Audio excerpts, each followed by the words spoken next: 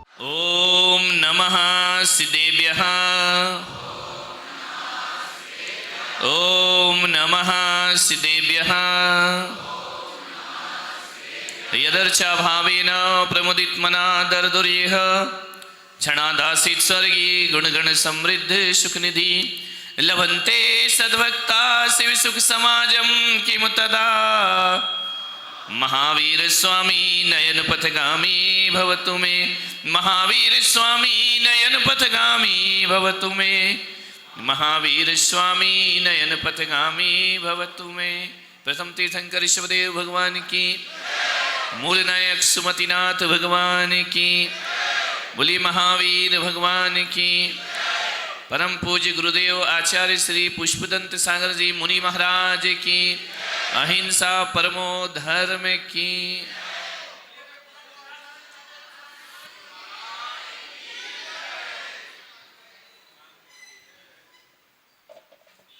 प्यारी प्यारी भव्यात्मा, life is slowly passing but you are not गंभीर। जीवन धीरे धीरे नष्ट हो रहा है, पर जीवन के प्रति तुम गंभीर नहीं। आज है कल ना हो इसकी कोई गारंटी नहीं है। आज हम यहां हैं, कल कहां हो इसका कोई भरोसा नहीं है। जो सांस भीतर जा रही है लौट कर वापस आए इसकी भी गारंटी नहीं है।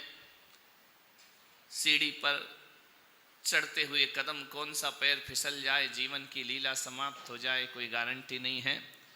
और आज का सूरज देखा, कल का देखने मिले या ना मिले इसकी कोई गारंटी नहीं हुआ करती है। जो इस सत्य को समझ जाता है, जिस सच्चाई को आत्मसात कर लेता है, जो इस सच्चाई को देख लेता है, जान लेता है, अनुभव में ले आता है, जो इस सत्य का पर्दाफाश कर देता है और सत्य को अपने जीवन में उतार लेता है, ऐसे महान आत्मा सुमतिनाथ भगवान बन करके खड़े हो जाया करते हैं। सत्य को जाना उन्होंने, इस सत्य को आत्मसात करो कि जो आया है उसे एक दिन दुनिया से जाना जरूर है। ध्यान रखना, राम आए चले गए, महावीर आए चले गए, ऋषभदेव आए चले गए, पारसनाथ आए चले गए, मैं भी आया हूं चला जाऊंगा और तुम भी आए हो चले जाओगे। ध्यान रखना, ये दुनिया आने जाने का मेला हुआ करता है। ये आ रहे हैं, कुछ गए नहीं जिन्हें जान। हाँ, बैठ जाओ चीफ गेस्ट, बैठो। मुख्य श्रोता तुम ही हो, राजा श्रेणिक हमारे। विचार करिए, जो आया है वो दुनिया से जाएगा जरूर। अब क्या करूं, अभी मैं कमरे में था तो मेरे को ढेर पड़ा था, यहाँ आके भगवान जाने क्या हो जाता है कि महावीर की वाणी को जब सुनाओ तो उनके इस चिन्ह जैसी ताकत अपने आप आ जाया करती है। उनका चिन्ह क्या है? सिंह है ना।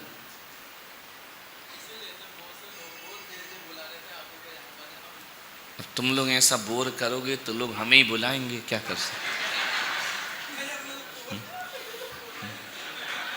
तुम ऐसा दहाड़ना सीख जाओ तो हम अपना बुढ़ापा अच्छे से काट लेंगे। मान्यवर, आपसे निवेदन है,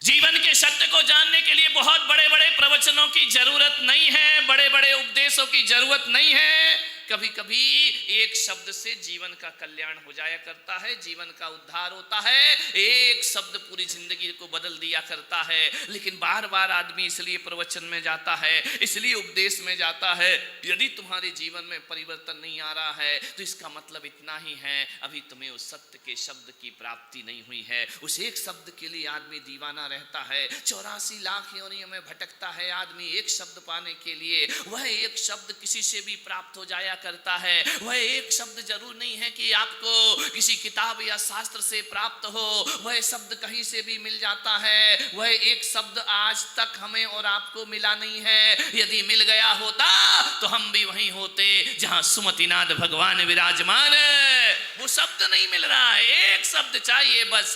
हजार शब्द हैं जिंदगी में, एक शब्द जीवन को बदल देता है। बदलने के लिए जरूरी नहीं है कि किसी पुलक सागर के प्रवचन सुनो तभी जीवन में अंतर आएगा, रत्ती भर नहीं आएगा। तीसरी चौथी बार आया हूं, वैसे के क्या फर्क पड़ा, तुम जैसे थे वैसे ही तो हो, और हमारा गला और पड़वा दिया, ध्यान रखना। लेकिन वो एक शब्द कब आ जाए हम भी नहीं जानते, तुम्हें कब मिल जाए ये तुम भी नहीं जानते हो, वो तो अचानक मिलेगा। किसी को पुराणों से मिलता है, किसी को शास्त्रों से मिलता है, वह एक शब्द ध्यान रखना ऋषभ देव को किसी अप्सरा से प्राप्त हो जाता है। ध्यान रखना, उन्हें पुराण नहीं पढ़े, शास्त्र नहीं पढ़े, ग्रंथ नहीं पढ़े, एक अप्सरा की मृत्यु होती है और वह शब्द ऋषभ देव के हृदय में पहुंच जाता है और सत्य की तलाश में ऋषभ देव निकल जाया करते हैं। एक अप्सरा दे सकती है, एक तुम्हारे सिर का पकता हुआ सफेद बाल जीवन का संदेश दे सकता है। आकाश में चमकने वाली बिजली तुम्हें जीवन में सत्य का बोध करा सकती है। और कभी कभी तो बुद्ध जैसे महात्माओं को किसी मुर्दे से भी वह शब्द प्राप्त। मुर्दा जा रहा है, बोले कौन है, बोले मर गया, बोले मरना क्या होता है, बोले जो दुनिया में आए हैं वो एक दिन मृत्यु को प्राप्त। बुद्ध ने कहा तो क्या मैं भी मरूंगा, बोले निश्चित युवराज एक दिन आपकी भी मौत होगी। ये बूढ़ा कौन है, या इसका शरीर झुक गया है, ये बुढ़ापा है। बुद्ध ने कहा क्या मैं भी बूढ़ा होऊंगा, बोले हाँ महात्मा एक दिन आप भी बूढ़े होगे। एक बूढ़ा और एक मुर्दा जीवन के सत्य को प्राप्त करा देता है। ध्यान रखना, जीवन को बदलने में ज्यादा देर नहीं लगती, बदलना है, कब चेंज हो जाए। बड़े बड़े पुराण से भी जिंदगी ना बदले। पेड़ का पीला पत्ता आपको जीवन का संदेश दे सकता है, पानी का बुलबुला आदमी को संदेश दे सकता है, लेने वाला चाहिए। आचार्य विद्यासागर जी महाराज 90 कब आए थे, 90 में। तुमको क्या पता यार, वो हमारे गांव के बरगी में कब आए थे, 92 में। बरगी नगर में उनका आगमन हुआ। पहली बार मेरे छोटे से गांव में आचार्य महाराज का पदार्पण हुआ। सब लोग उमड़ पड़ा, रेला का रेला उनके दर्शन के लिए, उनको देखने के लिए। आज से 33-34 साल पहले मुझसे भी लोगों ने कहा कि बहुत बड़े संत आ रहे हैं, आप चलिए उनके दर्शन करिए, उनको आहार दीजिए। मैंने जिंदगी में कभी आहार नहीं दिए, कभी दर्शन नहीं किए। पहली बार आचार्य महाराज को देखा, पहली बार वो नगर में उनका प्रवेश हुआ। उनको देख कर ना जाने कैसा लगा। लोगों ने कहा कि इनको आहार देना बड़ा कठिन है, पुलक सागर थोड़ी है कि बच्चा भी दे जाए, बूढ़ा भी दे जाए, कांता भी दे जाए और शांता भी दे जाए। तो आचार्य विद्यासागर है,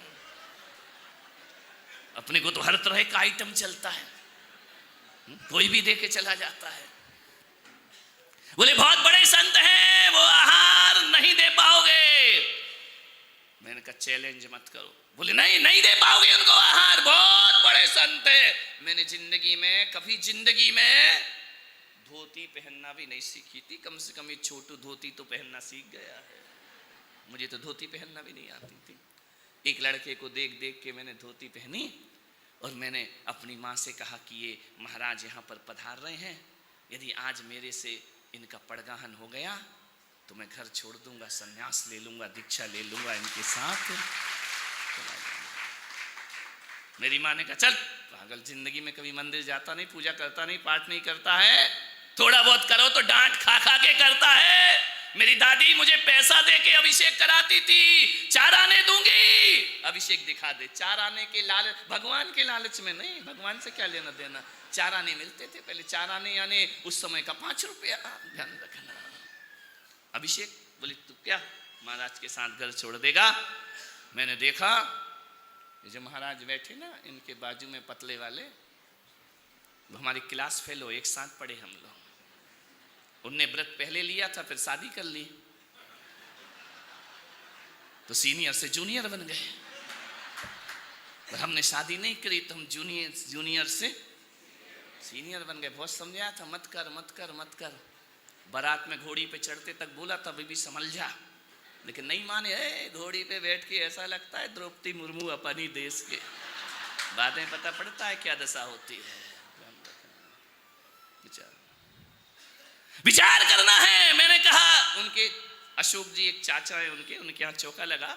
उन्होंने कहा कि तुम आके खड़े हो जाओ, हमारे यहाँ आहार दे लीजिए। मैं गया, खड़ा हो गया। भगवान आचार्य महाराज मंदिर से निकले, विधि लेकर, संकल्प लेकर, अभिग्रह लेकर, प्रतिज्ञा लेकर, और ना जाने उस दिन क्या हुआ, महाराज मेरे सामने आकर के खड़े हो। और जब वो खड़े हुए तो हम पड़े हुए। अब इतनी बड़ी हिमालय खड़ा हो, पसीने छूट गए। क्या हुआ रे? क्या ऊपर वाला बुला रहा? अभी रुकनो यार, फूड मंत्री को अभी मत ले जा, बुलाने दो ऊपर वाले को, कैंसिल करो। ऊपर वाला बुला रहा, इतनी इज्जत से अपन थोड़ी जाएंगे, आराम से जाएंगे जब जाना है। बुलाए और चल दिए, ऐसे कैसे चल देंगे? कई पिटीशन लगेंगी अभी। महाराज खड़े हो गए, ऐसा लगा कि किसी चींटी के सामने कोई हिमालय आकर के खड़ा हो गया। शब्द रुंध गए, बोल नहीं सका, मन शुद्धि वचन शुद्धि कुछ नहीं कर सका। महाराज खड़े हो गए, आहार दे रहा हूं, मैं खड़ा हूं, अंदर सोच रहा हूं गया काम से तूने प्रतिज्ञा ली थी, निपट गई फाइल आज तुम्हारी। महाराज ने, मुझे भी उम्मीद थी कि नहीं लेंगे, ले लिया। अब ले लिया तो फिर ले लिया। रघुकुल रीत सदा चले आई, प्राण जाए पर चल दिए महाराज के पीछे पीछे। तुम्हारे जैसे नहीं ताली ताली ताली ताली, महाराज महाराज महाराज। महाराज गए तो हम नाराज नाराज नाराज। कब जीवन में क्या घटना घट जाए, कब क्या हो जाए, कब जीवन में परिवर्तन की लहर आ जाए, कुछ नहीं कह सकते। एक मालूम है, शास्त्रों का पाठी, ग्रंथों का पाठी, गाथाओं को कंठस्थ रखने वाला, सारे श्लोक जैसे याद हैं, जिनवाणी अधरों में रहती है, ऐसा विद्वान, ऐसा ज्ञानी। इतने काय को देख रहे तुम्हें? तभी मुझे रोज नजर लग रही, देखते रहते टकटकी लगा।